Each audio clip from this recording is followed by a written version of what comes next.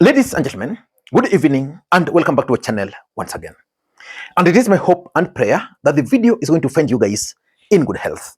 Personally, I am fine, as you can see. Kisumu is fantastic, and maybe you could also let me know where you are watching the video from. The county or the country, in case you are out of the republic. And for this particular video, can you let me know the name of the constituency you come from and whether you will re-elect your member of parliament. Name him and state whether he's going home or is returning back to Bunge. Ladies and gentlemen, ODM party yesterday officially succeeded in kicking Edwin Sifuna out of ODM party as the Secretary General. Uko juu mnaniona vizuri? Mimi ndio Sifuna.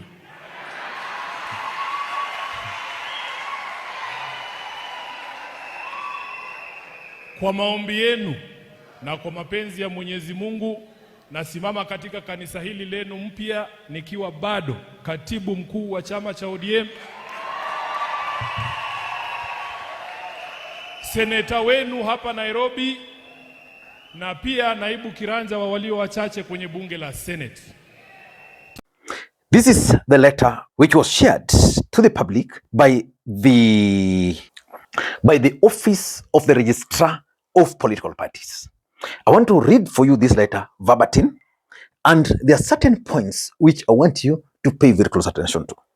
The letter is dated 9th, which was July yesterday, and Deputy Party Leader, Orange House, Chairperson, and of course Executive Director. It's addressed to those people, and it states here, National Executive Committee resolutions on the removal of Honorable Edwin Sifuna from the office of the Secretary General. It states, reference is made to the above subject matter and previous communications on the same, including your letter dated, including, mark that, including your letter dated 8th July 2025 on the powers of the National Executive Committee to set up and determine the terms of reference for any committee. Now, this letter is dated 9th, which was yesterday. But the registrar is saying they're responding to a letter which was written on 8th. So how effective can the registrar of political parties office be to an extent that they receive a letter today and they make an action on it tomorrow? That's a flag. I don't know whether you call it green or red. It proceeds here. Listen. Upon review of the documents submitted by the party and the lack of response from Honorable Edwin Sifuna, we note that the removal of the party Secretary General was in line with the Political Parties Act, Cap 7D, and the ODM Constitution. This office has effected the changes and updated the party records. Yours faithfully. Ladies and gentlemen, how fast can that be? It tells you that ODM was responding to something. Let me reveal to you what ODM was responding to and what they were avoiding.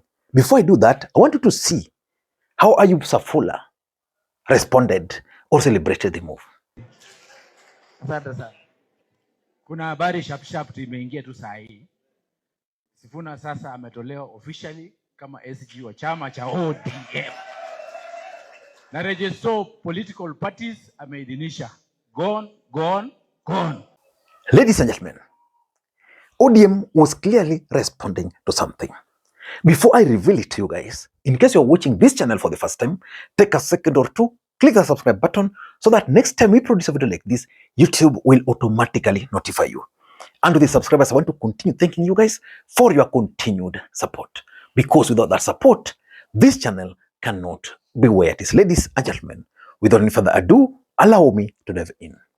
Nimesema na nataka nirudie, sio lazima Sifuna awe katibu mkuu wa chama cha ODM. Ndani ya chama kuna vijana wengi ambao wanaweza kufanya hii kazi. Lakini ukitaka kureplace Sifuna kama katibu mkuu wa chama, wewe fuata katiba ya chama, itisha NDC ile Karoli amesema, ambayo kila mtu anaenda kwa debe, walete candidate wao alafu wakutane na mimi, si ndio? ODM party was clearly responding to something. And I know the question which you guys are about to ask. What were they responding to?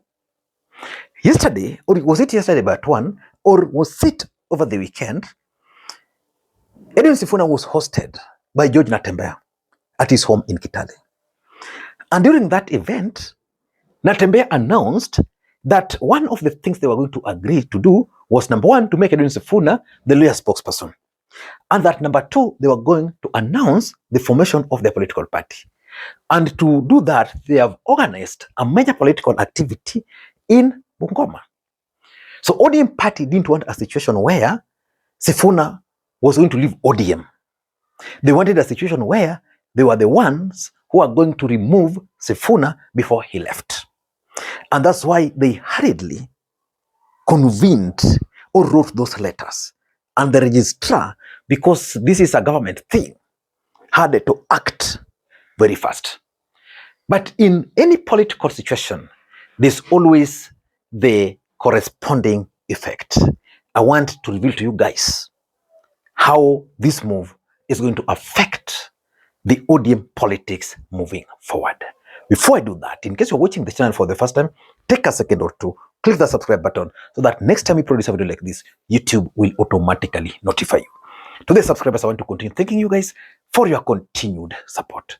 Because without that support, this channel cannot be where it is. Ladies and gentlemen, let us begin by looking at the aftermath. Is it or was it a good move by ODM party to allow Edwin Sifuna to leave the party? I want to read your comments there, because for me, it was a good move and it was also a bad move. It was a good move because there's nothing ODM party can do to stop Edwin Sifuna from moving. Edwin Sifuna had made his mind, so whether they kept on persuading him, he was on his way out. But that move is going to trigger several things. Number one, mass exodus, which they are planning to execute. I did a comprehensive analysis about the possibility of that mass exodus. That mass exodus can actually render ODM party a village party. Number two, the sympathy. But I think Edwin Sifuna squandered the opportunity of using sympathy, because it had actually reached a point where now Edwin Sifuna telling people that, yeah, nini ODM, nini, people were like, now, but you can leave. Initially, that sympathy was there, but I doubt if that sympathy card will really play. But the most important effect would be the lawyer factor. The lawyer nation has always been the core of ODM support base. If you want to see that, just look at their counties and how they've always voted for ODM party, and even the numbers. Right now, it can be seen that Sifuna was removed by Oburu, Jonet, and Gladys, basically the Luos, and therefore it's going to be easy to use that narrative in the Luo nation. So that aftermath is going to be very bad. But what next for Edwin Sifuna? What should Edwin Sifuna do after he has been kicked out? Number one, form his own political party urgently. I mean, Edwin Sifuna doesn't have any other option now. He must form his party. And someone was telling me that running a political party is not easy. And he challenged me, if you want to know that, ask Mike Sonko. So Edwin Sifuna will now have that opportunity. Remember, he said he cannot be, after serving as the SG of Raila Odinga, he cannot be an SG of any other party, someone in the level of Oburu Odinga. So it means he will have to get a credible party leader, someone who is way beyond Oburu Odinga, who is almost at the level of Raila Odinga, to be his party leader. So the thing is, he must form his own political party and start moving and selling that party urgently. Number two, there is the ODM and there is the anti-ODM campaigns. So I think the best thing he can do now is to embark on anti-ODM campaigns across the country.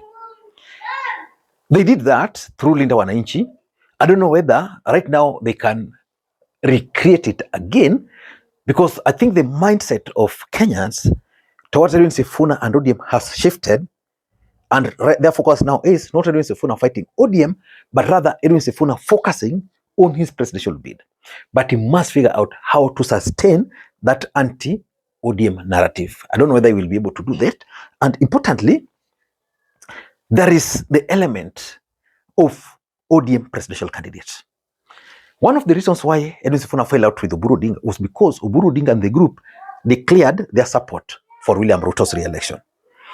Edwin Sifuna and the group cited Raila Odinga's statement that "who told you?" And "who told you" simply means that ODM was going to produce a presidential candidate. So it's going to be important for them to leave ODM and then have a presidential candidate. Whether that candidate is going to be Sifuna, whether that candidate is going to be Orengo, but they must have a presidential candidate, because their ODM supporters will not allow them to leave ODM and then say, go and join Kalonzo or even Rigathi Gachagua as a running mate. And importantly, there is this thing, this narrative of Raila spirit. Where is Raila Odinga's spirit? Is it with the Oburu camp or is it with Sifuna's camp? Most people believe that Raila's spirit lives within the Sifuna's camp. So they must live to the ideals which Raila Odinga believed in. That's the only way Kenyans will trust them. They must live for something. For example, siding with Rigathi Gachagua is something I doubt if Raila Odinga believed in. Although Raila Odinga was very forgiving, he might have forgiven Rigathi, but their ideals must actually be slightly higher. So, I mean, it's going to be very difficult for them. And importantly, they must continue with the one-term movement. I don't know how they're going to hijack it from Rigathi and Kalonzo, but that one-term narrative is one of the reasons why most Kenyans viewed them as the best bet. I don't know what you think. That's my take. Until next time, this is Lee Makwiny. Bye-bye.